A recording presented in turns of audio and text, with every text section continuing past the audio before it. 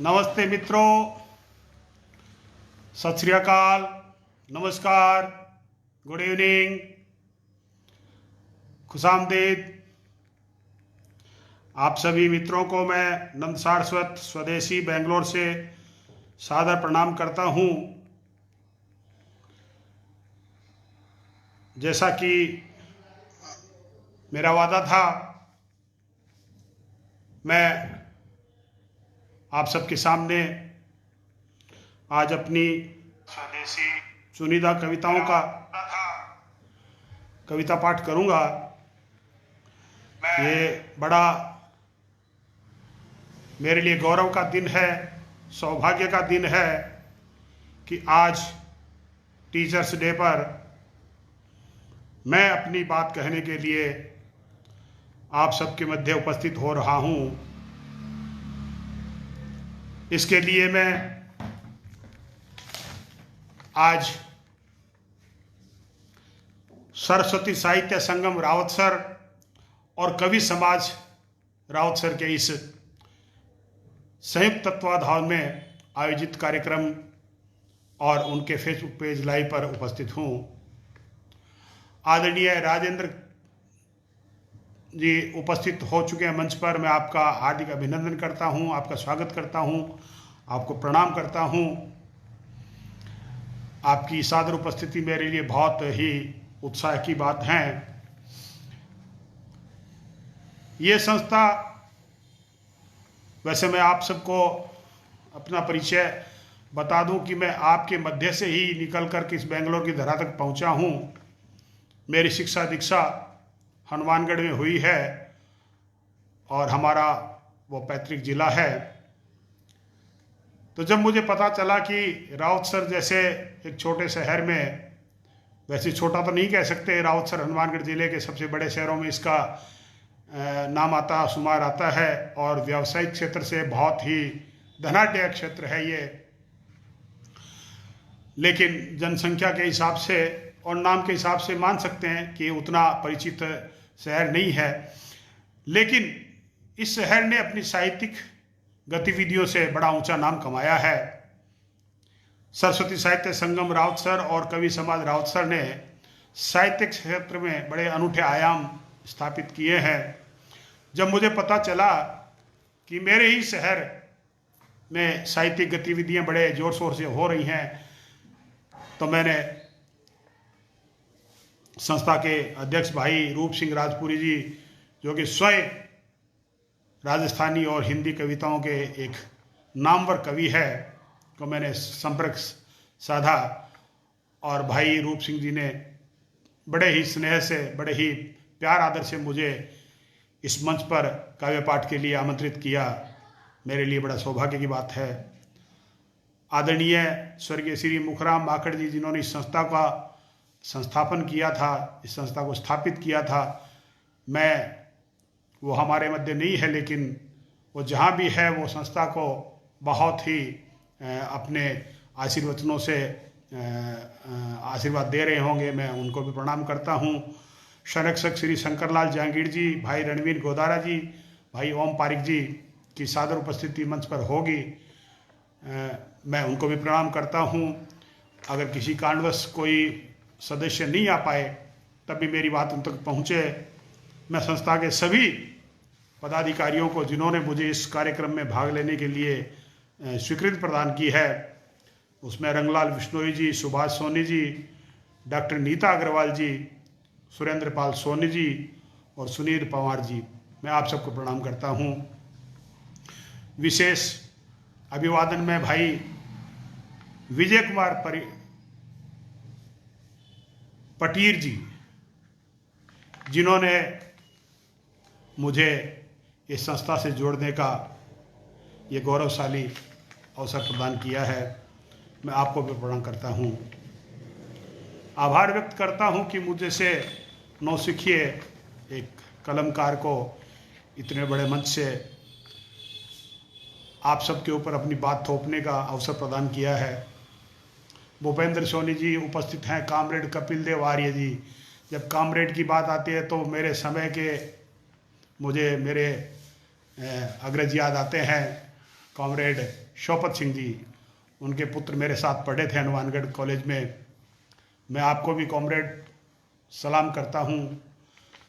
मैं जिनका नाम नहीं देख पाया, शायद स्क्रीन पे ऊपर निकल गए नाम जिनके, मैं उनको भी प्रणाम करता हूँ।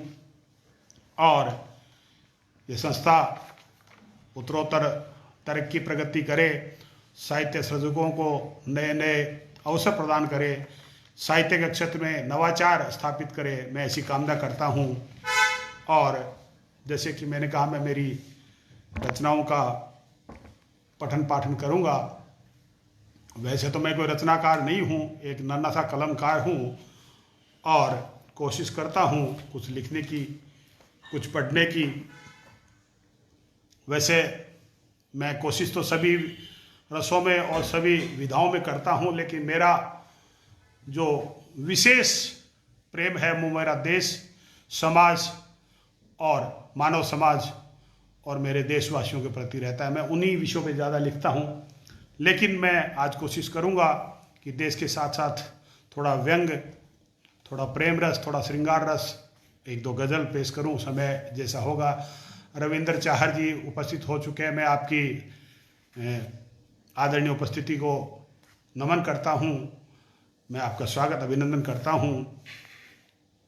और चूँकि मेरा जन्म राजस्थान की धरती पर हुआ है, मैं मन से राजस्थानी हूँ, तन से राजस्थानी हूँ, और राजस्थान के साथ साथ उससे पहले मैं भारतवासी हूँ। तो मेरा एक मुक्तक जो मैं भारतीय मंचों पर और भारत की तरफ से जब विदेशों के मंचों पर जाता हूँ तो पढ़ा करता हूँ, वो भी पढ़ूंगा। और आज एक मुक्तक मैंने आज ही मेरे परिचय का लिखा है, जो राजस्थान के मेरे प्रेम को आपसे अवगत कराएगा। राजवीर सिंह वर्मा जी मंच पर आ चुके हैं, आपका हार्दिक अभिनंदन, आपका स्वागत है।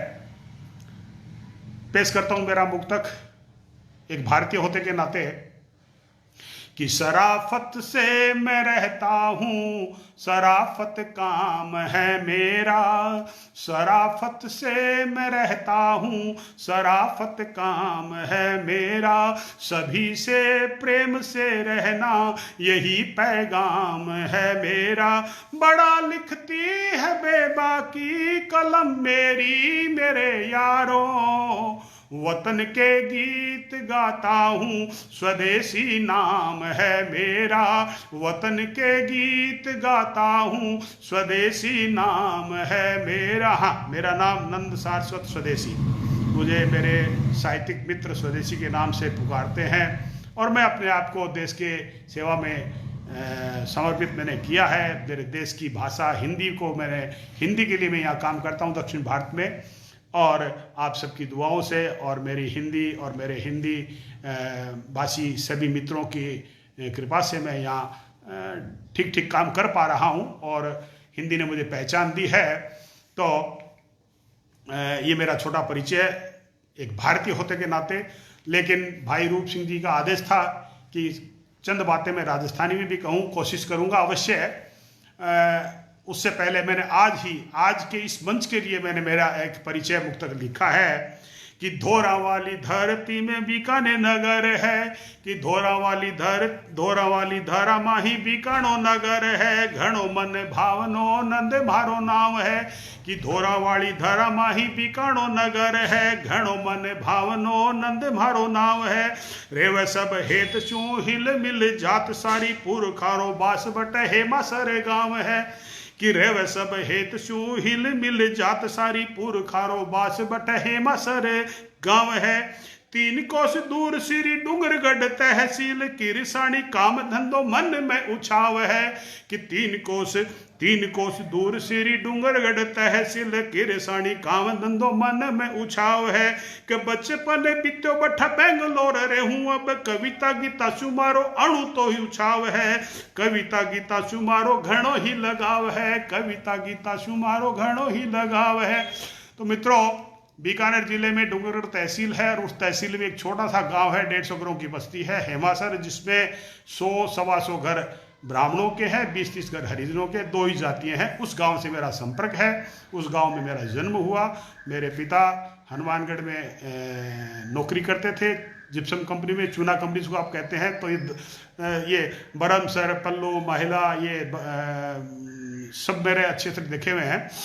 मैं आपके क्षेत्र का हूँ, तो आपके मध्य का हूँ। बड़ा अच्छा लगता है कि अपनों के बीच जब हम कविता पाठ करते हैं तो अपना सा लगता है। मैं पुनः भाई कपिल देव आर्य कामरेड्डी जी का प्रणाम करता हूँ। आप मंच पर उपस्थित हैं। तो ये दो मेरे मुक्तक, परिचय मुक्तक थे। लेकिन हमारा परिचय क्या है? हमारा परिचय तो हमारे देश से है, हमारी जन्मभूमि से है, हमारे कर्म से है और हमारे ईमान से है। तो मेरे परिचय की बात आती है तो मैं तो मेरे भारत का परिचय देता हूँ। मैं जर्मनी गया था, मुझे कहा गया कि आप तो सर भारत के बारे में कुछ कहिए। तो मैंने एक मुक्तक भारत के बारे में वहाँ लिखा था, बड़ा पसंद किया गया। मैं आज इस मंच से आपके सामने पेश करने की कोशिश कर रहा हूँ कि चमक फैली फलक तक हम बड़े ईमान वाले हैं।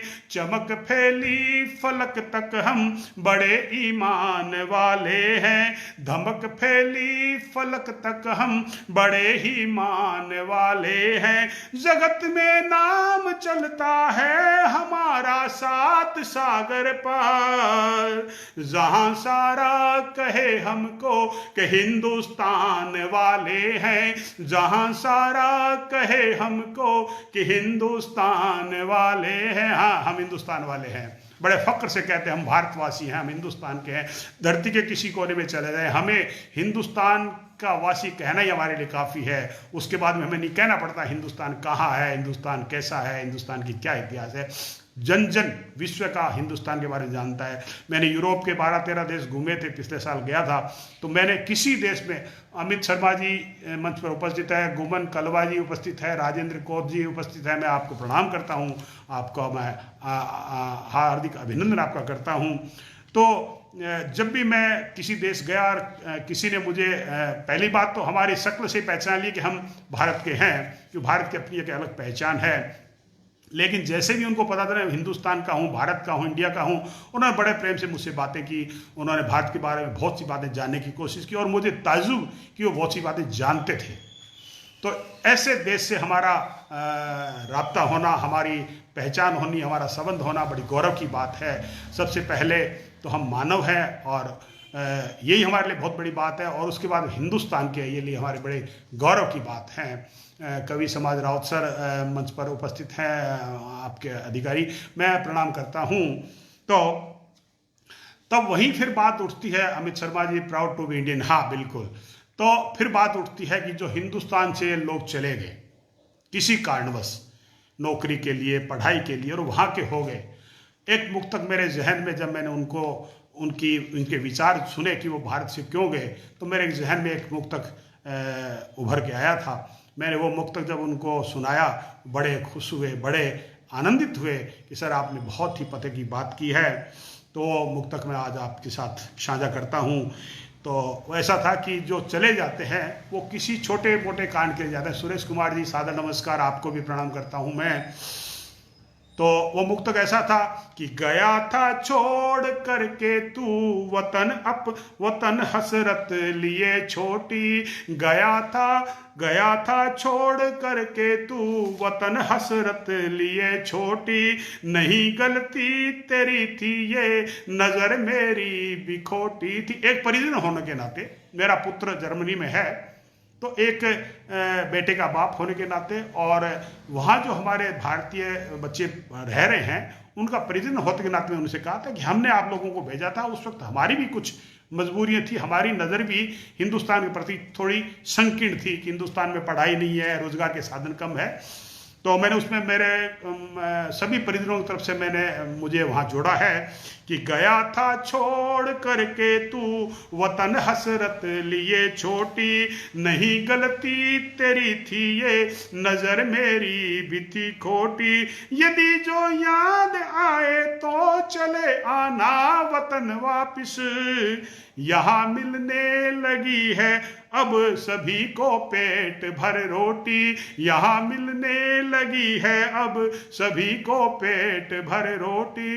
हिंदुस्तान आज विश्व का सबसे बड़ा तरक्की करने वाला देश बन चुका है। इस देश में रोजगार की, आजीविका की कोई कमी नहीं है। शिक्षा हिंदुस्तान की सदियों पहले भी बहुत ही उच्च स्तर की थी और आज भी और आजकल तो वास्तव में यहाँ के IIMs, IISc, यहाँ के एम्स, यहाँ के बहुत बड़े बड़े विश्वविद्यालय बहुत अच्छे स्तर पर कार्य कर रहे हैं।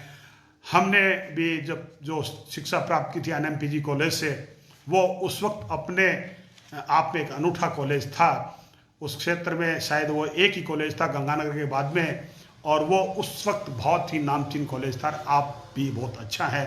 तो शिक्षा के क्षेत्र में भारत पहले भी समृद्ध था, आज भी समृद्ध है और अब तो आगे बढ़ता जा रहा है। हिंदुस्तान में किसी प्रकार की कमी अब नहीं रही है। हाँ, कमी हमारे विचारों की हो सकती है, हमारी आकांक्षा, हमारी चाहतों की हो सकती है।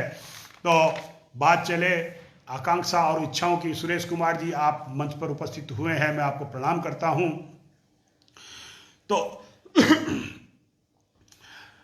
आज हमारी इच्छाओं को पूर्ति करने के लिए हमारे गुरुजनों को मैं याद करता हूं। आज टीचर्स डे है, अध्यापक दिवस है। मंच के अध्यक्ष भाई रूप सिंह राजपुरी जी भी अध्यापक हैं, और आपसे बड़ा इस समाज के लिए रत्न कौन सा होगा। कहते हैं गुरु गोविंद दोनों खड़े काके लागू पाओ, बलिहारी गुरु आपको गोविंद दियो बताए। आप जैसे गुरुजनी है जिन्होंने इस समाज को, इस देश को, इस वतन के वासियों को नया रास्ता दिखाया है। अभी थोड़ी देर पहले कार्यक्रम चल रहा था, संगोष्ठी थी। अध्यापक अपने कार्य को पूरा कर रहे हैं या नहीं कर रहे हैं, पक्ष और विपक्ष पर। मैंने विपक्ष में बोला था कि आजकल कुछ अध्यापक अपने उत्तरदायित्वों से भटक रहे हैं। मैंने उस विषय बोला, बड़ा पसंद किया गया। तो लेकिन वो एक विषय था जिसके पक्ष में बोलना था, लेकिन मैं अध्यापकों का, मेरे गुरुजनों का बड़ा आदर करता हूँ। 4 पंक्ति मैंने मेरे गुरुजनों को लिखी थी कि कौन सा संकट है मानव का जो न कटे गुरु आप से, कौन सा संकट है मानव का जो न कटे गुरु आप से, कौन सा बंधन है कर्मों का जो न कटे गुरु आप से। आप ही संकट हरता गुरु जी, आप ही ज्ञान के दाता हो, कौन सा तम फैला है जग में जो न हटे गुरु आप से। हर तम को, हर अंधेरे को, हर आंधी को गुरु ही दूर कर सकता है और गुरु दूर करते आए हैं। हम कैसे भूल जाएं शांतिपन ऋषि को, हम कैसे भूल जाएं शांतिपन गुरु जिन्होंने कृष्ण को भी वही शिक्षा दी और सुदामा को भी वही दी। ठीक है, उनके भाग्य में जो लिखा था, एक चक्रवर्ती और भगवान कहलाए और एक सुदामा गरीब कहलाया, वो अलग बात है, लेकिन गुरु ने दोनों को एक शिक्षा दी। हम कैसे भूल जाएं गुरु द्रोणाचार्य को, जिनके नाम पर आज देश की बड़े बड़े खेल संस्थानों में गुरु द्रोणाचार्य के नाम से इनाम दिए जाते हैं। उन्होंने कौरवों को भी वही शिक्षा दी और अर्जुन और शरी के पांडवों को भी वही शिक्षा दी। हालांकि वो कौरव सभा के, कौरव राजवंश के, कौरव गद्दी के वो कुछ हद तक गुलाम कहूँ या अपनी कैसा शब्द उपयोग करूं, जो भी उपयोग करूंगा वो थोड़ा ठीक नहीं होगा, लेकिन फिर भी उन्होंने अर्जुन को भी उतना ही और पांडवों को भी उतनी तवज्जो दी जितनी उन्होंने दुर्योधन और धृतराष्ट्र के पुत्रों को दी, जबकि धृतराष्ट्र की ही वो चाकरी करते थे। हाँ, चाकरी, मैं गुलामी नहीं कहूँगा। तो ऐसे गुरुओं को हम कैसे भूल जाएं। गुरु वशिष्ठ, जिन्होंने राजा जनक को, जनक का कोई गुरु नहीं था, जनक स्वयं अपने आप में गुरु थे, लेकिन वशिष्ठ गुरु को उन्होंने, गुरु वशिष्ठ ने उनको भी सांत्वना दी। तो ऐसे गुरु रूपी आज जो हमारे गुरुओं को प्रणाम करता हूँ। विजय कुमार पटेल जी उपस्थित हो चुके हैं, भाई रूप सिंह जी स्वयं उपस्थित हैं जी। तो तब मैं मेरे एक गुरु को याद करता हूँ, और वो मेरे प्रारंभिक शिक्षा के 1ली, 2री, 3री कक्षा के शिक्षक हुआ करते थे। बड़े सख्त मिजाज थे वो, बहुत सख्त, इतने सख्त कि उनको अपने शिष्य की छोटी सी त्रुटि भी वो सहन नहीं कर पाते थे, और वो बड़ी वो सख्ती से पेश आते थे। हमें उस वक्त लगता था जब बच्चे थे कि ये सख्ती बहुत करते हैं, लेकिन आज याद करते हैं तो वो सख्ती हमें बड़ी सम्मानजनक लगती है। तो नियम से बड़े सख्त थे मारे मास्टर जी, कि नियम से बड़े सख्त थे मारे मास्टर जी, आंखों में रखते रक्त थे मारे मास्टर जी। वो बड़े गुस्सेल थे। आज की अध्यापकों की जैसे वो मरी हुई आंखों के नहीं थे कि जो बच्चा बदमाशी करे और वो डांटने से डरता है कि उसकी माँ आकर के मुझे डांटेगी। अरे भाई, आप अध्यापक है, आप समाज को आईना दिखाने वाले समाज के पथ प्रदर्शक है। आप कानूनों से नहीं बने, कानून आप बनाने की बात करें, आप कानून बनाने वाले हैं, लेकिन कानून से डर जाते हैं कि मेरे विरुद्ध जांच बैठ जाएगी, अध्यापक प्रधानाध्यापक मुझे लड़ेंगे। आप माँ बाप को समझाइए कि हमने आपके बच्चे को अगर प्रताड़ित किया है, उसको अनुशासन में रखने की बात की है तो उसके भले की है। ऐसा कोई माँ बाप नहीं है जिस बात को ना समझेगा। तो कहता हूँ, नियम से बड़े सख्त थे मारे गुरु जी, नियम से बड़े सख्त थे मारे मास्टर जी, और आंखों में रखते रक्त थे मारे मास्टर जी। कहते थे अच्छे के लिए अनुशासन जरूरी है, कहते थे अच्छे के लिए अनुशासन जरूरी है। ज्ञान का हरा दरख्त थे मारे मास्टर जी, ज्ञान का हरा दरख्त थे मारे मास्टर जी। वो अध्यापक एक हुआ करते थे पूरे स्कूल में, वही तो पहली कक्षा को पढ़ाते थे और वही 5वीं कक्षा को पढ़ाते थे। वही 6ठी 7वीं 8वीं कक्षा के जो दूसरे गांव जाया करते थे बच्चे, उनको शाम को बुला करके और लालटेन और चिमनी की लाइट में उन बच्चों को भी पढ़ाया करते थे। उन अध्यापक को 1 से लेकर 8 तक की हर किताब उनको पता थी। आजकल नहीं है। आजकल विज्ञान का अध्यापक बुक कीपिंग नहीं पढ़ा सकता, आज गणित का अध्यापक अंग्रेजी नहीं पढ़ा सकता। तो ये हालात बदल चुके हैं। तो खैर, अब ये तो व्यवस्थाएं हैं, और व्यवस्था की जब बात चलती है तो इस देश में लोकतंत्र के नाम पर हर दिन कहीं न कहीं कोई न कोई चुनाव चलता रहता है। मंच पर जी गुरुजी, बिल्कुल आपने मेरी बात को सही समर्थन किया कि ज्ञान का हरा दरख्त मारे मास्टर जी, बिल्कुल। क्योंकि गुरु रूपी दरख्त कभी सूखता नहीं था। वो चाहे आकाशीय बिजली गिर जाए, कुछ दिन के लिए मुरझा सकते नहीं, फिर वो हरे हो जाते थे। ऐसे ज्ञान से हरे भरे रहते थे। उनको ज्ञान की हर विधा का उनको ज्ञान था वो, बिल्कुल। तो मैंने कह रहा था कि व्यवस्था की बात चली तो देश के अंदर हर दिन चुनाव चलते रहते हैं। अब तो आने वाले समय में तो इस देश में बहुत से चुनाव आने वाले हैं, कुछ राज्यों के आने वाले हैं, 1-2 साल बाद लोकसभा के चुनाव। तो इन चुनावों के वक्त इन नेताओं की जो टरटरी है, मेंढ की जो उनकी वो गीत ज्ञान है, वो चल पड़ता है। अभी मैं कल देख रहा था टीवी के ऊपर एक न्यूज़ कि एक ओवैसी नाम का नेता है जो यूपी में अपनी राजनीति चमकाना चाहता है, और उसने कहा कि मैं अयोध्या जाऊंगा। जाना ही चाहिए। अगर अयोध्या जाओगे तभी आपके बारे में लोगों को पता चलेगा आप कैसे हो, आपकी बात सुनेंगे। लेकिन वो कहता है कि मैं अयोध्या नहीं, मैं फैजाबाद जाऊंगा। जिस अयोध्या का नाम कानूनी तौर पर अयोध्या रख दिया गया है, अयोध्या के हर समुदाय ने उसे अयोध्या माना है, और अयोध्या शास्त्रों में अयोध्या है, उस अयोध्या को वो फिर कहता है कि मैं तो फैजाबाद जाऊंगा। तो फैजाबाद के नाम से अगर वो इजाज़त मांगेगा तो नहीं मिलने वाली है, तो फिर राजनीति भड़केगी कि उन्होंने कार्यक्रम करने की इजाज़त नहीं दी। तब एक मुक्तक मुझे बड़ा याद आता है जो मैं पहले मंचों में पढ़ा करता था, लेकिन इस फैसले के बाद मैंने पढ़ना बंद कर दिया था क्योंकि हमारा वो मुक्तक सार्थक हो चुका था। लेकिन कल ऐसे लोगों की बात सुनकर फिर वो मुक्तक मुझे याद आता है, मैं आपके सामने पेश करता हूँ। सुरेश कुमार जी, आपको प्रणाम करता हूँ मैं। मुक्तक ऐसा है कि थी अयोध्या धाम यह और धाम ही कहलाएगी, थी अयोध्या धाम यह और धाम ही कहलाएगी।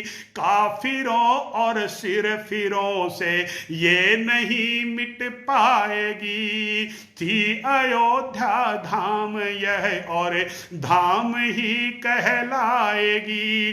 काफिरों और सिरफिरों से ये नहीं मिट पाएगी। कितने बाबर जुल्मी आए मेटने इतिहास को,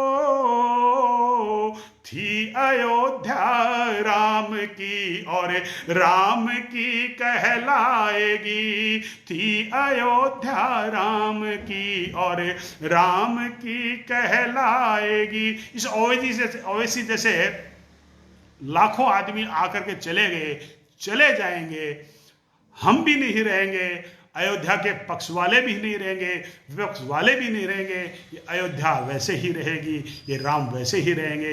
इस बात को जितना जल्दी ये लोग समझ लें, मान लें, उतना ही उनके लिए, इस देश के लिए और देश की शांति के लिए जरूरी है। तो ऐसे लोगों को मैं भर्त्सना करता हूं कि वो छोटे छोटे मुद्दों को अपनी राजनीतिक गोटियां फिट करने के लिए, राजनीतिक रोटियां सेकने के लिए उपयोग में लाते हैं, तो मुझे बड़ी कौफ्त होती है और मैं ऐसे लोगों को ये मुक्तक सुनाया करता हूं। तब एक दो पंक्ति मुझे याद आती है कि मैं भारत के बारे में कैसा सोचता हूं, मैं भारत को कैसा देखना चाहता हूं।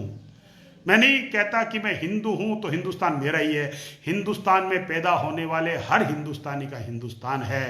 तब कहता हूं कि ख्वाब देखता हूं अक्सर मैं, ख्वाब देखता हूं अक्सर मैं कि कैसे हिंदुस्तान को होना चाहिए, कि ख्वाब देखता हूं मैं अक्सर कि कैसे हिंदुस्तान को होना चाहिए, कि अगर चोट हिंदू को लगे, अगर चोट हिंदू को लगे तो दर्द मुसलमान को होना चाहिए। मैं अक्सर ख्वाब देखता हूं कि कैसे हिंदुस्तान को होना चाहिए, चोट अगर हिंदू को लगे तो दर्द मुसलमान को होना चाहिए। अगर ये परिस्थिति जिस दिन हिंदुस्तान में पैदा हो जाएगी, हिंदुस्तान विश्व का पुनः विश्व गुरु कहलाएगा और हिंदुस्तान पूरे ब्रह्मांड में, पूरे ग्लोब के अंदर हिंदुस्तान राज करेगा। लेकिन अगर ये नहीं समझेंगे तो खुद भी मरेंगे, हिंदुस्तान को भी चोट पहुंचाएंगे और हम जिन्हें भाई भाई की नारा देते हैं हम सभी एक दूसरे को चोट पहुंचाएंगे। मित्रों, देश की बातें हर कवि, हर लेखक, हर कलाकार, हर कलमकार अपने तरीके से कहता है, उनके अपने अपने तरीक़े होते हैं। कोई ओज में कहते हैं, कोई जोश में कहते हैं, कोई विभत्स में कहते हैं, कोई प्रेम में कहते हैं, कोई व्यंग में कहते हैं। और ये साहित्य की अपनी अपनी विधाएं भी है, कहनी चाहिए। हम कोई बात प्रेम से कहें, अगर वो समझ में आए तो हमें ओज में जोश में नहीं कहनी चाहिए। और व्यंग या हास्य या प्रेम एक ऐसी विधा है जो बहुत सी चीज़ों को चुटकियों में, मिनटों में, पलों में ख़त्म कर देती है। हमने एक बार हंस के अपने दुश्मन की तरफ देख लिया या हमसे जो नाराज़ देख लिया, तो ऐसा कोई पत्थर दिल हो तो पिघलेगा नहीं, वो पिघल जाता है। मैं कुछ बातें व्यंग की कहता हूँ, मंच के ऊपर बड़ी तेज़ी से कमेंट्स ऊपर नीचे जा रहे हैं। मैं आप सभी को प्रणाम करता हूँ और मंच के सभी पदाधिकारियों को मैं प्रणाम करता हूँ और बड़ा अच्छा लग रहा है कि मैं एक बहुत ही समृद्ध मंच पर अपना कार्यक्रम दे रहा हूँ। तो व्यंग की बात चले तो व्यंग तो भाई रूप सिंह जी तो व्यंग के बहुत बड़े कवि हैं और वो यहाँ वहाँ से कहीं से भी व्यंग को निकाल लेते हैं। तो अब आजकल ये लॉकडाउन का समय, हम बाहर तो जा नहीं रहे हैं, हमने बाहर तो गए ही नहीं, तो व्यंग बाहर से तो निकलेगा ही नहीं। तो या तो टीवी में देख के खबर से निकाल लिया है, या तो अखबार पढ़ के उसकी न्यूज़ से निकाल लिया, और या फिर घर से निकल गया। अब तीन ही रास्ते हैं। तो मेरे कई वरिष्ठ कवि, मैं उनको देखता हूँ कि वो अपनी बीवियों पर बड़े व्यंग करते हैं। हालांकि बात तो व्यंग की ही है, लेकिन मैं थोड़ी सम्मान के साथ में एक विषय को बदलता हूँ कि सावन की फुहार सी होती है बीबी, सावन के फुहार सी होती है बीबी, दिल से दिलदार सी होती है बीबी। कि सावन की फुहार सी होती है बीबी, दिल से दिलदार सी होती है बीबी। कभी खट्टी सी, कभी मीठी सी होती है, रोटी के संग अचार सी होती है बीबी, रोटी के संग अचार सी होती है बीबी। हमें जब कुछ भी ना मिले तो घर में अचार जरूर होता है और वो भी हम चटका लेके खाते हैं। तो ऐसा ही होता है, बीबी जो है अचार सी होती है। कहीं भी किसी वक्त उसके साथ अपना समय बड़े प्रेम से परिवार के साथ वो परिवार को संभाल के रखती है। जैसे साइड डिश के साथ में अचार बड़ा अच्छा लगता है, वैसे बीवी घर में बहुत अच्छी लगती है। हर घर में बीवी है तो हर घर है। मित्रों, बात चलती है बीवी की, तो हमारा वक्त था, उस वक्त घरों में लाइटें नहीं होती थी, चिमनी होती थी, तो किरोसिनी तेल नहीं होता था। तो वो 1-2 घंटे रात के वक्त लालटेन चिमनी जलाया करते थे, बाद में बंद कर देते थे। और घूंघट होता था, शादी हुई, घरवाली आई, इतना बड़ा घूंघट था, दिन में मुंह दिखता नहीं था, रात को लाइट नहीं होती थी, पता ही नहीं चलता कि हमारी बीवी है कौन सी। घर वालों ने, माँ बाप ने जैसा संबंध बनाया, संबंध ढूंढा, हमारे लिए मुकर्रर कर दिया, हमने सर झुका के मान लिया। लेकिन आजकल वो समय नहीं रहा। आजकल जो बीबी बनने वाली है वो भी चाहती है कि उसका पति कैसा हो, और जो होने वाले पति हैं वो भी चाहते हैं उनकी बीबी कैसी हो। अब लड़कियां कैसा चाहती है पति, वो तो वो जाने, लेकिन लड़कों की बात मैं करूंगा। एक दो तीन छंद गीत के मैं पेश करता हूं। मैंने मेरे आज के युग के बच्चों से पूछा कि आपको कैसी बीवी चाहिए, तो वो कहते हैं कि लंबा लंबा कद होवे मधु जैसा मद होवे, कि लंबा लंबा कद होवे मधु जैसा मद होवे, कि लंबा लंबा कद होवे मधु जैसा मद होवे, गुलों से निकली गुलाल होनी चाहिए, कि लंबा लंबा कद होवे मधु जैसा मद होवे, गुलों से निकली गुलाल होनी चाहिए, लाल लाल गाल होवे काले काले बाल होवे, पत्नी तो सबसे कमाल होनी चाहिए, कि पत्नी तो सबसे कमाल होनी चाहिए। हाँ, पत्नी उसको सबसे कमाल चाहिए।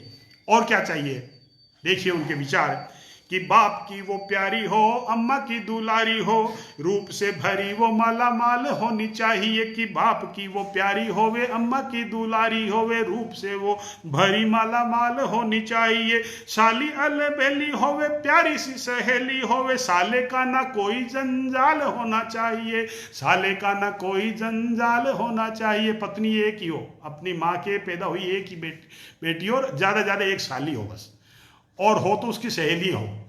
ये उसकी चाहत है आजकल के होने वाले पति की ही, आजकल के बच्चों की।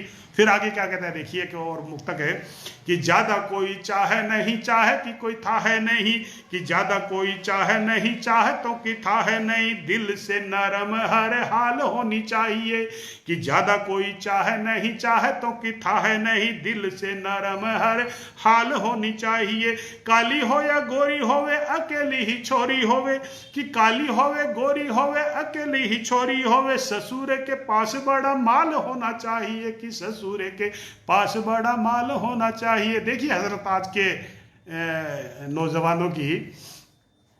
और आखिरी मुक्तक एक उनकी और में इच्छा मैंने सुनी तो मैंने लिखा हुआ मुक्तक, कि जो भी चाहे काम करूं सुबह और शाम करूं, कि जो भी चाहे काम करूं सुबह और शाम करूं, दिल में ना उसके मलाल होना चाहिए, कि जो भी चाहे काम करूं सुबह और शाम करूं, दिल में ना उसके मलाल होना चाहिए, दफ्तर जाऊं जब घर लेट आऊं तब मुख पे ना उसके सवाल होना चाहिए, कि मुख पे ना उसके सवाल होना चाहिए। वो एकदम मूक दर्शक रहे, आए तो स्वागत है और जाए तो बाय बाय टाटा कहे, बस ऐसी पत्नी उन लोगों को चाहिए। खैर, सबको अपनी अपनी किस्मत वाली मिलती है और मिलनी चाहिए, मिलनी चाहिए। और जब मिले, लेकिन आजकल तो मिलती भी नहीं है। राजस्थान हरियाणा के हमारे इस क्षेत्र में तो जो लिंगानुपात है वो इतना गिर चुका है कि बहुत से लड़के 30-30, 35-35 साल के, हम तो 17 साल में ब्याहे गए थे, उस वक्त ब्याहे जाते थे, लड़के मिल जाती थी। आजकल तो 35 साल के कुमारे घूम रहे हैं, शादी नहीं हो रही है इन्हीं चाहतों के कारण ही। तो मित्रों, समय का फेर है जी। अजय झोरड़ जी, आपका अभिनंदन है। सुरेश कुमार जी, आपका अभिनंदन है। भाई रूप सिंह राजपुर जी, भावी पत्नी की कल्पना, जोरदार धन्यवाद। आपको पसंद आई तो मेरा जो कहना वो सार्थक हुआ। और देखिए, व्यंग अपनी जगह है, लेकिन व्यंग के साथ जो प्रेम होता है वो अपनी जगह होता है। एक गीत मैं मंच को समर्पित करता हूं प्रेम रस का, उम्मीद आपको पसंद आएगा। और सभी मित्र बारी बारी मेरा हौसला अफजाई कर रहे हैं, और काफ़ी तादाद में स्क्रीन पे मैं आप सबको देख रहा हूँ, बड़ा अच्छा लगता है। और आज तो खैर मैं अपनों के बीच ही हूँ, तो कोई औपचारिकता भी नहीं है कि अगर मैं आपका अभिनंदन न कर पाऊँ, आपका नाम न ले पाऊँ, आप विचार ना करें, क्योंकि रचनाएं पढ़ते वक्त कुछ नाम ऊपर नीचे रह जाते हैं और कुछ के कमेंट्स स्क्रीन तक पहुंचते नहीं है व्यवधान के कारण, नेट की प्रॉब्लम के कारण। तो मैं जिनका नाम ले नहीं सकूं, मेरे लिए वो भी उतने आदरणीय है, मैं उनका भी अभिनंदन करता हूं। और जिनके नाम ले पा रहा हूं, मैं जिनको स्क्रीन पर देख पा रहा हूं, वो भी मेरे लिए आदरणीय है।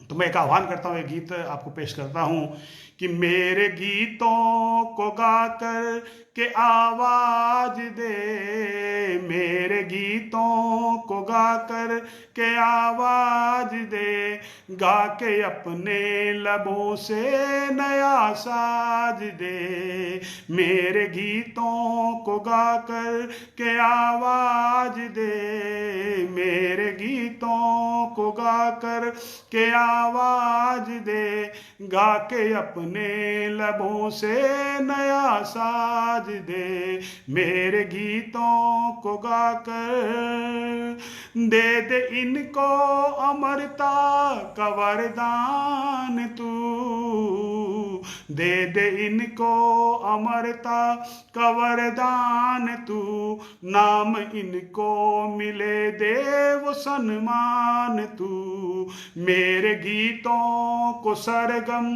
का अंदाज दे, मेरे गीतों को सरगम का अंदाज दे, गा के अपने लबों से नया साज दे, मेरे गीतों को गाकर। अगला बंद देखिए कि मेघ आकर धरा को लगे चूमने,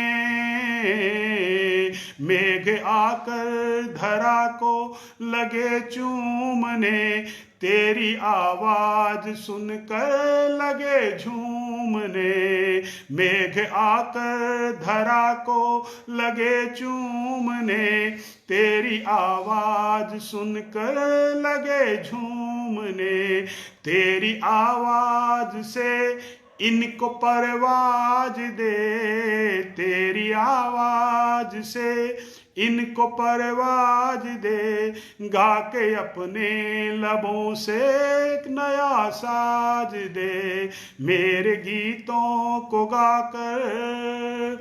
भाई थानेश्वर शर्मा जी, मैं आपका अभिनंदन करता हूं, आप मंच पर पधारे हैं और बड़ा ही अच्छा लगता है कि मेरे अपने जब हमें सुनने के लिए आते हैं, हौसला अफजाई करते हैं।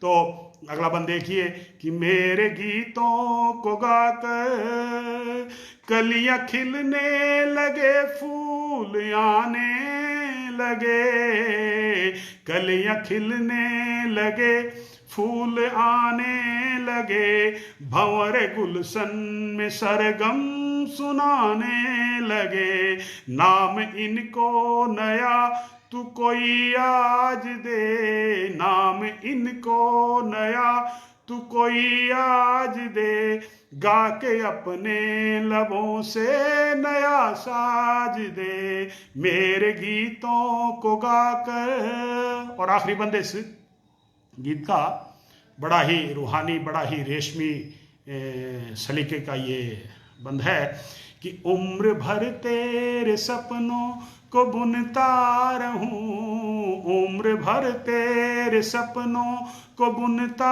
रहूं, मेरे गीतों में तुझको ही सुनता रहूं, उम्र भर तेरे सपनों को बुनता रहूं, मेरे गीतों में तुझको ही सुनता रहूं, आ बना दे इन्हें, आ बना दे इन्हें प्यार का ताज तू, गा के अपने लबों से नया साज तू, मेरे गीतों को गाकर, मेरे गीतों को गाकर के आवाज दे, गा के अपने लबों से नया साज तू, मेरे गीतों को गाकर। धन्यवाद आप सभी का।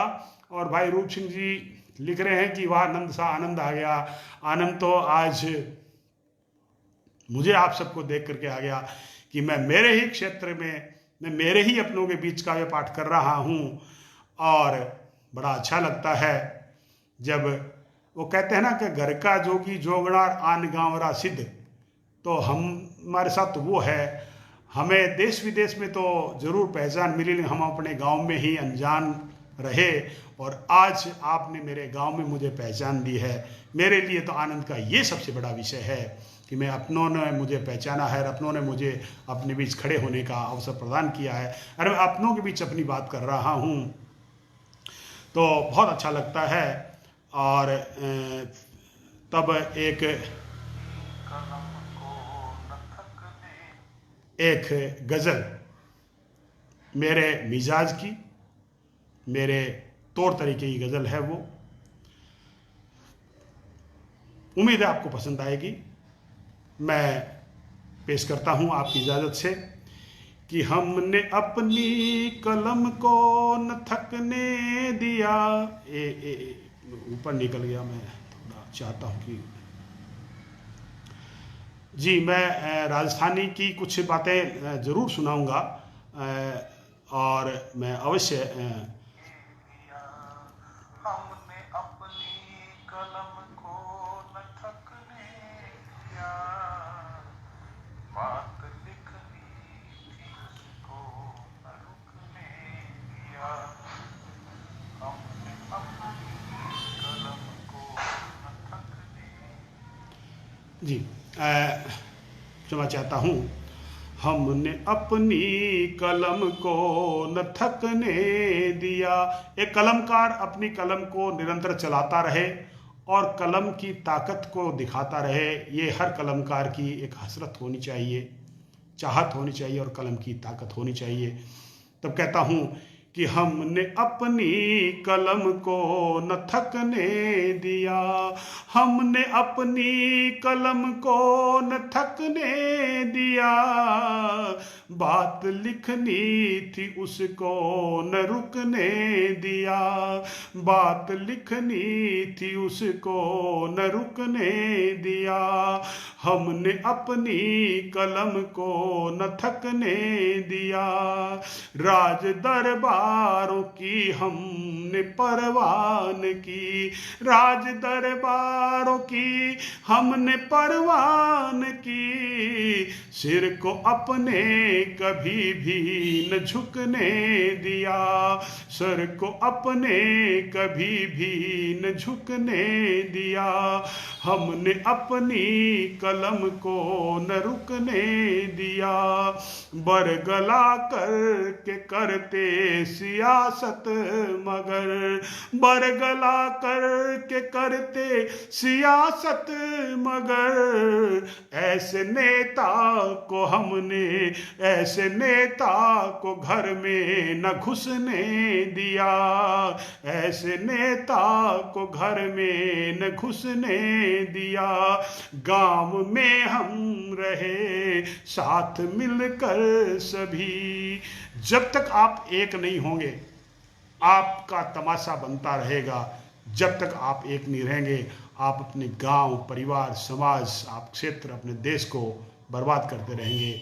और इसलिए मेरी कलम लिखती है कि गांव में हम रहे साथ मिलकर सभी, गांव में हम रहे साथ मिलकर सभी, गांव अपना किसी को न ठगने दिया, हमने अपनी कलम को न थकने दिया। हक जो मेरा था उसको न छोड़ा कभी, हक जो मेरा था उसको न छोड़ा कभी, अपने हक को कभी भी न लुटने दिया, अपने हक को कभी भी न लुटने दिया, अपने हमने अपनी कलम को न रुकने दिया। और बंद देखिए, शेर देखिए कि होगा धन का पुजारी कोई और ही, होगा धन का पुजारी कोई और ही, हमने पैसों में खुद को न बिकने दिया, हमने पैसों में खुद को न बिकने दिया, हमने अपनी कलम को न थकने दिया। और आखिरी से देखिए कि चलते हैं हम उठा कर के कांधे पे सर, चलते हैं हम उठा कर के कांधे पे सर, चलते हैं हम उठा कर के कांधे पे सर, दाग इज्जत पे अपनी न लगने दिया, दाग इज्जत पे अपनी न लगने दिया। हमने अपनी कलम को न थकने दिया, बात लिखनी थी उसको न रुकने दिया। धन्यवाद आप सभी का। और मित्रों, कहने सुनने को तो बहुत सी बातें हैं, मुझे राजस्थानी के भी 2-4 छंद मुक्त कहने हैं। जैसा मेरे बड़े भाई रूप सिंह का आदेश है। और डॉक्टर राजेंद्र डूडी जी, वाह, आप मंच पर पधारे हैं, आपका अभिनंदन है, आपको प्रणाम करता हूँ। बड़ा अच्छा लगता है कमेंट पढ़ करके, जब हौसला अफजाई होती है तो बहुत कुछ कहने की इच्छाएं जागृत होती है, समय अनुसार कहना होता है। एक छोटे बहर की 5 शेर की छोटी गजल मैं और पेश करता हूँ।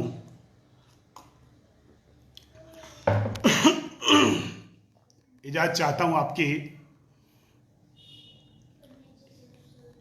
गम में डूबे पड़े हैं तुम्हारे लिए, ये भी एक प्रेम रस की गजल है और विरह की, उम्मीद है पसंद आएगी आपको।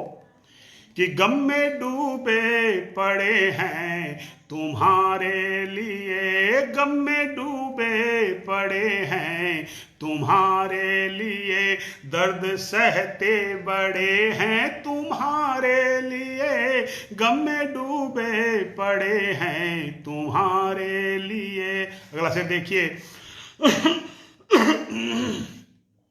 कि गम में डूबे पड़े हैं तुम्हारे लिए, तुम जहां पे गए थे हमें छोड़कर, तुम जहां पर गए थे हमें छोड़कर, हम वहीं पर खड़े हैं तुम्हारे लिए, हम वहीं पे खड़े हैं तुम्हारे लिए, गम में डूबे पड़े हैं तुम्हारे लिए। हाल अपना कहें तो कहें कैसे हम, हाल अपना कहें तो कहें कैसे हम, हाल अपना कहें तो कहें कैसे हम, लब ने ताले जड़े हैं तुम्हारे लिए, लब ने ताले जड़े हैं तुम्हारे लिए, गम में डूबे पड़े हैं तुम्हारे लिए। भूपेंद्र सोनी जी लिख रहे हैं, आपकी बहुत ही खूबसूरत गजल है। धन्यवाद भाई, आपने पसंद किया, मेरा लिखना सार्थक हुआ। भाई रूप सिंह जी हौसला अफजाई कर रहे हैं, डॉक्टर राजेंद्र डूडी जी मंच पर उपस्थित है, मैं आप सबकी सादर उपस्थिति को प्रणाम करता हूँ। और अगला शेर देखिए कि गम में डूबे पड़े हैं तुम्हारे लिए, नींद गुमसुम खड़ी दूर से देखती, नींद गुमसुम खड़ी दूर से देखती, नींद गुमसुम खड़ी दूर से देखती, ख्वाब लड़ने अड़े हैं तुम्हारे लिए, ख्वाब लड़ने अड़े हैं तुम्हारे लिए, गम में डूबे पड़े हैं तुम्हारे लिए। और आखिर से देखिए कि दम घुटा जा रहा है, कहो क्या करें, दम घुटा जा रहा है, कहो क्या करें, दम घुटा जा रहा है, कहो क्या करें, हम पे पहरे कड़े हैं तुम्हारे लिए, हम पे पहरे कड़े हैं तुम्हारे लिए, गम में डूबे पड़े हैं तुम्हारे लिए, दर्द सहते बड़े हैं तुम्हारे लिए, गम में डूबे पड़े हैं तुम्हारे लिए। धन्यवाद आप सभी का। नरेंद्र पुन्नी जी, बहुत बहुत अभिनंदन आपका, बहुत ही सादर अभिवादन करता हूँ आपका मैं। मधुर मुलायम आवाज़ में गजल सार्थक नींद गुमसुम दूर से देखी। हाँ भाई साहब, बहुत ही अच्छा लगा कि आपने इसे पसंद किया। आप जैसा ज्ञानी गुणी जन गुरुजन अगर ये बात लिखते हो तो अवश्य है अच्छा लगता है। और समय अपनी रफ्तार से बढ़ता जा रहा है, 10-12 मिनट बचे हैं। मैं चाहता हूँ कि थोड़ी बातें आप राजस्थानी री भी आपने करनी चाहिए, क्यों राजस्थान है तो राजस्थानी है, और राजस्थान और राजस्थानी है तो आप लोग हाँ। तो एक 4 लाइना मैं हमारी राजस्थानी री आप सबरे सामने पेश करनी चाहूँ। उम्मीद है बड़ी पसंद आसी। बड़ी जूनी बात है कि केर कुमठा सांगरीर फोफड़ियारो साग, कि केर कुमठा सांगरीर फोफड़ियारो साग, और कालिंदर गणाता फोगा बांडी बांडा नाग, कि केर कुमठा सांगरीर फोफड़ियारो साग, कालिंदर गणनाता फोगा बांडी बांडा नाग, के दिनगा पहली खेत जावता हड़ियो मोढ़े राख, कि दिनगा पहली खेत जावता हड़ियो मोढ़े राख, डांग हाथ में हाड़ी हूंता माथे मोटी पाग, अरे डांग हाथ में हाड़ी हूंता, डांग हाथ में हाड़ी हूंता माथे मोटी पाग। आ राजस्थानी री पहचानी एक आछो लांबो डांग हाथ में अगर तो खे जहाँ तक मोटी सी पागड़ी सिर पर हुआ करती। आजकल तो न पागड़ी ने डांगरी ने वे डांग उठानी जवान रहा, सह बीड़ी सिगरेट रहे, नशक हवा खोखा हो गया सूख सूख कर।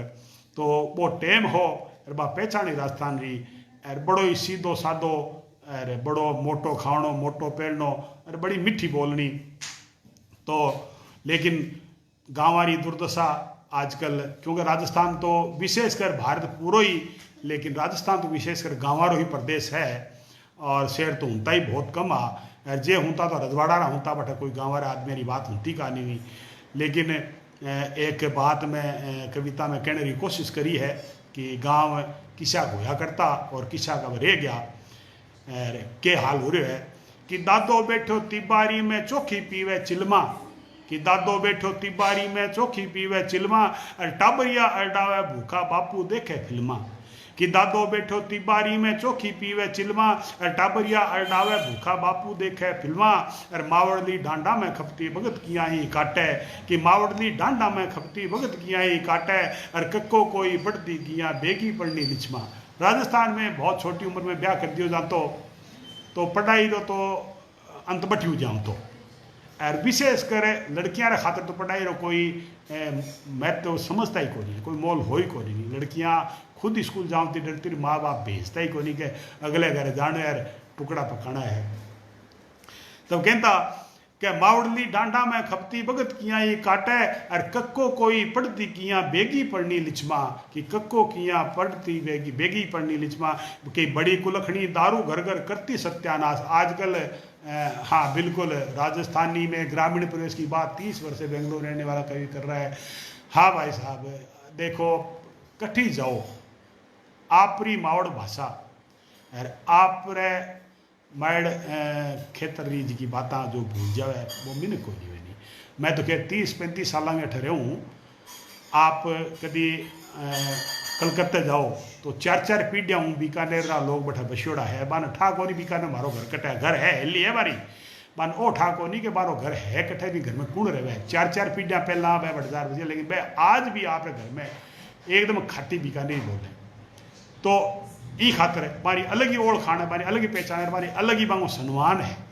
तो आपरी भाषा ने जो छोड़ दे वह हाँ मजबूरी है, मैं मान्य ठहर राजस्थानी बोलने में मौको कम मिले तो लेकिन हाँ बट राजस्थान में बैठा लोग भूल गया कि बड़ी कुलखनी दारू घर घर करती सत्यानाश, कि बड़ी कुलखनी दारू घर घर करती सत्यानाश, आदत फैली घनी अणुती चल गया ऊंधा चम्मा, कि मावड़ली डांडा में खपती भगत किया ही काटे, कक्को कोई पड़ती किया बेगी पड़ने लिचमा, कि बड़ी कुलखनी दारू घर घर करती सत्यानाश, आदत फैली घनी अणुती चल गया ऊंधा चम्मा, के डीजे पर अरडावे भूंडा, के डीजे पर अरडावे भूंडा, नाग बण्या से नाचे, नाम राम रो लेनो भूल्या भूल्या जागण जम्मा, कि नाम राम रो लेनो भूल्या भूल्या जागण जम्मा, और टेम कसू तो आयो देखो मिनख हुयो है चमगूंगो, कि टेम कसू तो आयो देखो मिनख हुया चमगूंगा, बातें कहवे खरी स्वदेशी भूल चूक हो खम्मा, और भूल चूक हो खम्मा। डीजे पर नाचे नहीं वह मेरू नाराज हो सके,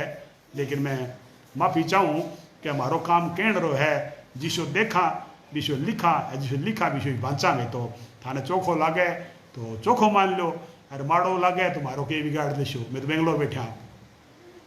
तो और क्या भूल गया मैं, लोग बहुत कुछ भूल गया, लोगों ने वह नाम ही याद रहा को नहीं।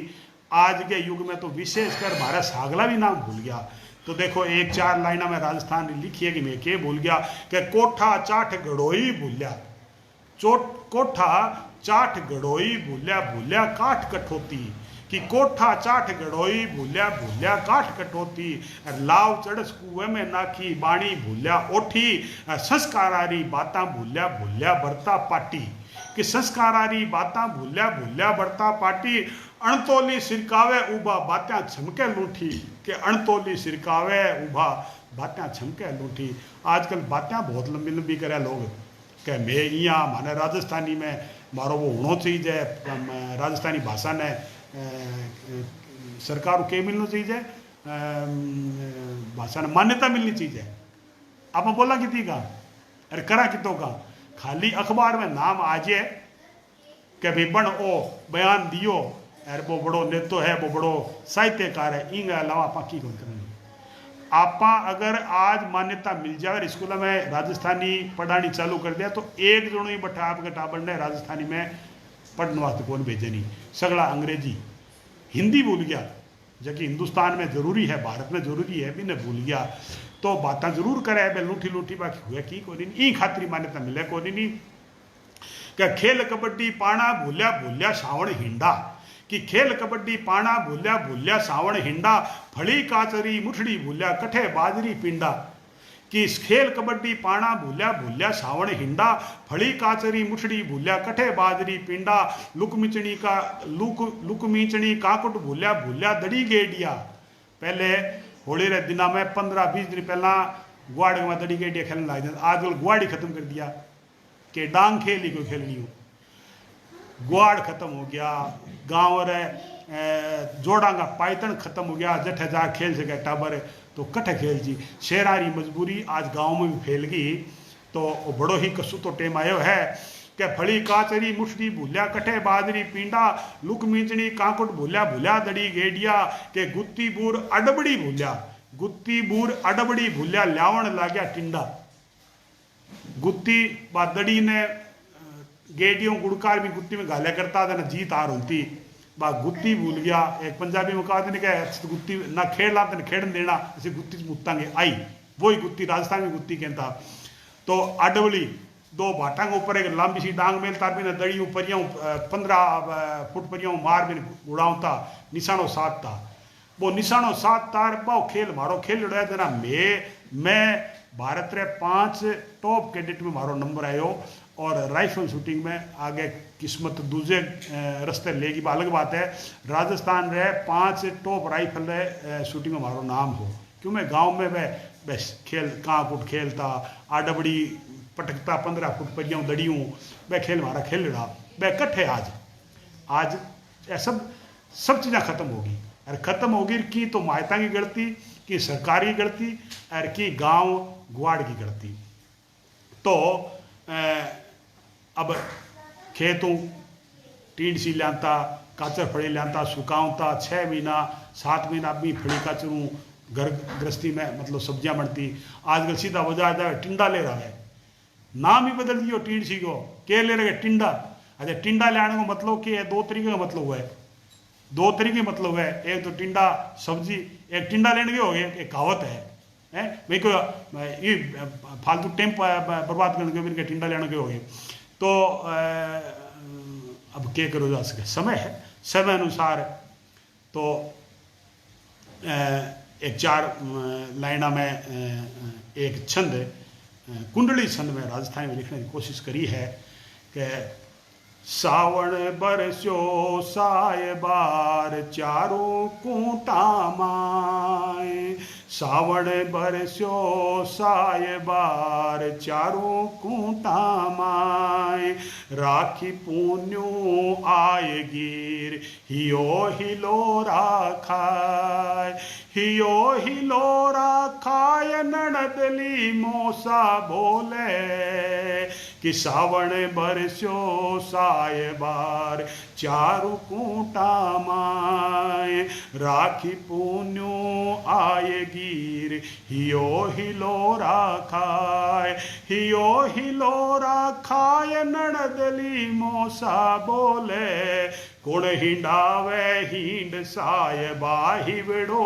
डोले कुण हिंडावे हिंड सायबा हिवड़ो डोले कहे कवि नंद हाल याद में रोवे मरवण कहे कवि नंद हाल याद में रोवे मरवण कहे कवि नंद हाल याद में रोवे मरवण घरे पधारो पीव था बिन सूखो सावण घरे पधारो पीव था बिन सूखो सावण एक बिरन रो भाव हो जो मैं कुंडली छंद में कहने की कोशिश करी आपने पसंद है उसी रूप सिंह जी लिखा है कि भोली बिसरी यादें खुशबू बिखेर गया आपका वेदन धन्यवाद भाई जी आप रो खैर आपने तो कहीं याद रहना आप तो खुद एक चालता फिरता इंसाइक्लोपीडिया हो राजस्थानी भाषा रा आप जेड़ो गुरु मिलनो बड़ो सौभाग्य रो काम है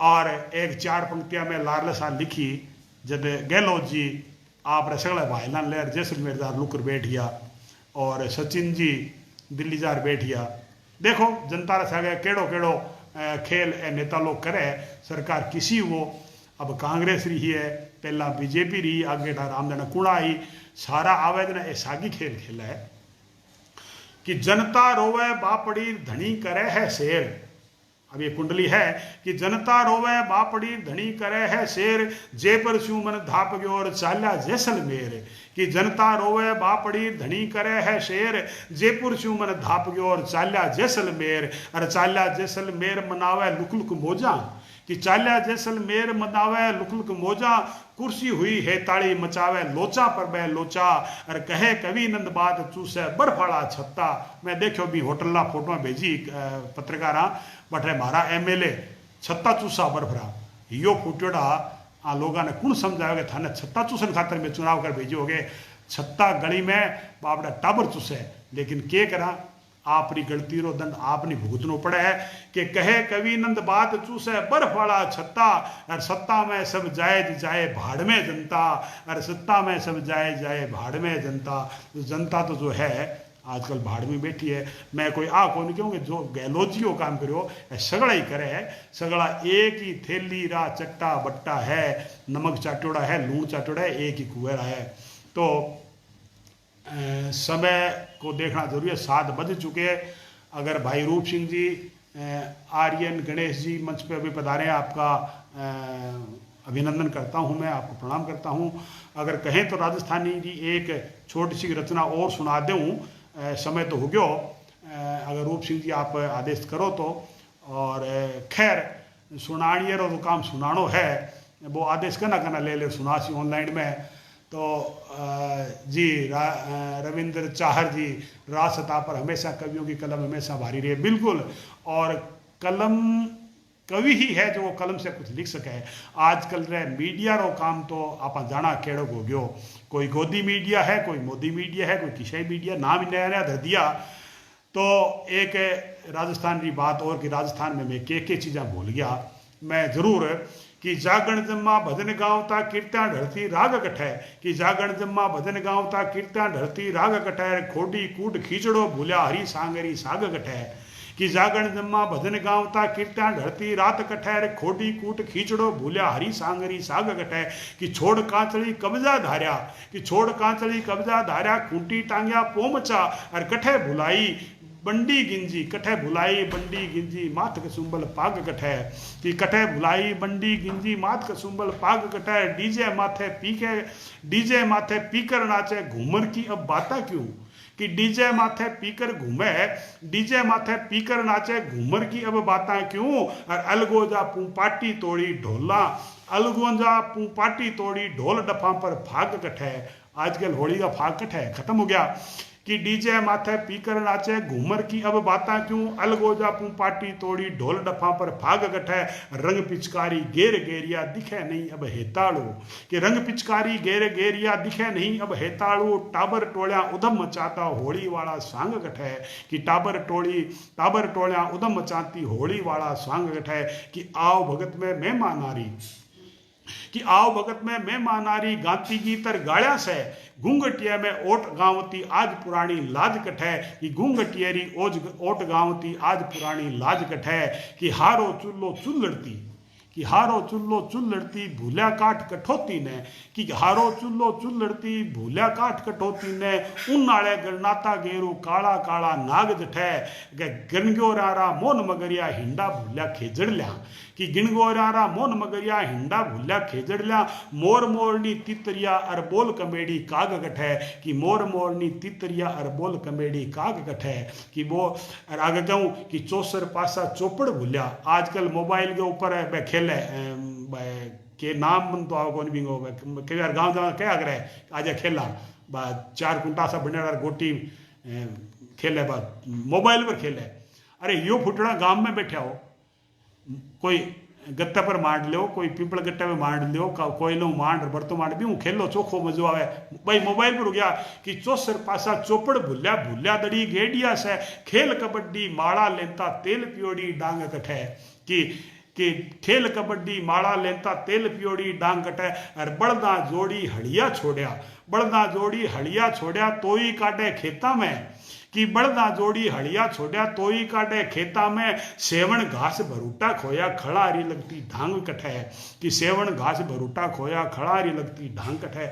अब कहाँ खेत में खलियान है, 2 बोरी धान लेके आते हैं, 3 बोरी धान लेके आते हैं, पहले 100 बोरी का मतलब धान हुआ करता था जब जमाना होता था, और खेत में बागर लागती, साल भर पशु कचरो चरता, जब से तोई हेरो चाल्यो है खेतारो सत्यानाश हो गयो, खेता में धान तो खैर वही को नहीं, घास फूस तो वही खत्म हो गया, और घास फूस बिना पशु मर गया, सब कुछ आदमी अपने हाथों बर्बाद कर लियो, कि बड़दा जोड़ी हड़िया छोड़िया तोई काटे खेता में, सेवण घास भरूटा भूलिया खलारी लगती ढांग कठे, कि नो बायारी भेण लाडली, आजकल एक हो गयो छोरो पहलो तो जयराम जी आगे काम बंद, जो छोरी होगी तो दूसरे छोरा वास्ते थोड़ी बहुत धक्कापेली कर ले, 2 टाबर हो गया जय सियाराम, बहन गई सास रे, भाई गयो परदेश, माँ बाप बैठा एकला आंगने में गेडियो फटकारे, कोई राखी को रहो नहीं लाड रहो नहीं, कोई फेरांगो कोड रहो नहीं, कोई मायरांगो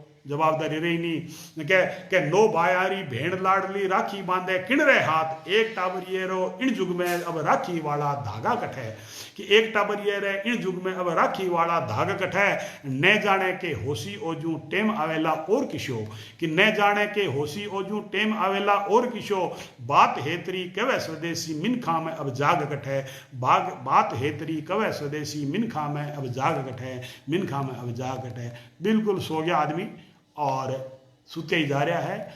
और अब तो पहला तो चलो घर में कि 10-15 दिन होता दिन कोई कि सुते ने जगाण तो दिन, तो अब तो धनी लुगाई 2, एक छोरो एक बीरणी, चारों सुत्या मजा करे, और पछे कह ओ इया को नहीं वो बिया को नहीं, ओ काल पड़ गयो ओ को नहीं, तो भाई वो तो पड़सी इरो कोई राम रुखाड़ो ही है। आप सगला बहुत पसंद करो, और मैं आपने एक बार फिर दिल से गहराई हूँ आपने धन्यवाद बोलूँ हूँ, और हमारी कोई बात आपने समय मुझे ठीक नहीं लगी हुआ तो आप माफ़ करोला। और बिल्कुल भाई रूप सिंह जी 50 साल पुराना राजस्थान स्मृतियाँ अभी भी सरजीवन राग रखी है, कमाल की आदत है। जियो डहा भी माहौल में तो या तो रेवनी है, तो या तो गर्भीती या परबीती, 2 ही बातें हुए, तो गर्भीती बातें है। और आपने हमें मौका दिया इस मंच पर अपनी बात रखने का, मैं आपका तहे दिल से शुक्रगुजार हूँ। और आप सब ने अच्छी कमेंट करे, मैं आपका हार्दिक आभारी रहूँगा। और जब भी हनुमानगढ़ आने का अवसर मिलेगा मैं आपके श्री चरणों में आऊँगा, और एक बार मेरे उस स्कूल कॉलेज में भी जाने की, आज चूँकि टीचर्स डे है, अध्यापक दिवस है, मैं सभी से प्रार्थना करता हूं कि आप अपनी उस शिक्षण संस्थाओं को ना भूलें, जाएं। अध्यापक को घर में बैठ के हैप्पी टीचर्स डे बोलने से सम्मान नहीं मिला। आप अपने अपने संस्थान में जाएं जहां आपने शिक्षा ग्रहण की है। अगर आप सक्षम है तो जाएं, उन बच्चों के बीच बैठें, उनको बताएं। आज एक मैंने लेख लिखा था कि 3 प्रकार के छात्र उस वक्त हुआ करते थे। अध्यापक तो एक ही प्रकार का होता था, शिक्षा देने वाला। 3 प्रकार के छात्र होते, एक पढ़ना चाहते थे, एक नहीं पढ़ना चाहते थे और एक सिर्फ काम निकालना चाहते थे पढ़ाई का।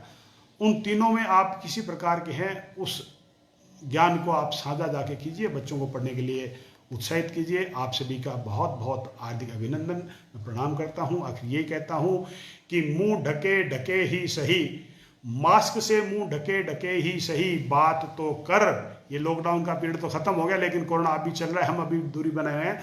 कि मास्क से मुंह ढके ढके ही सही, बात तो कर, और 2 गज दूर से ही सही, मुलाकात तो कर। सबसे मिलते मिलाते रहिए, प्रेम से बात करते रहिए और जिंदगी को खुशी गुजारिए।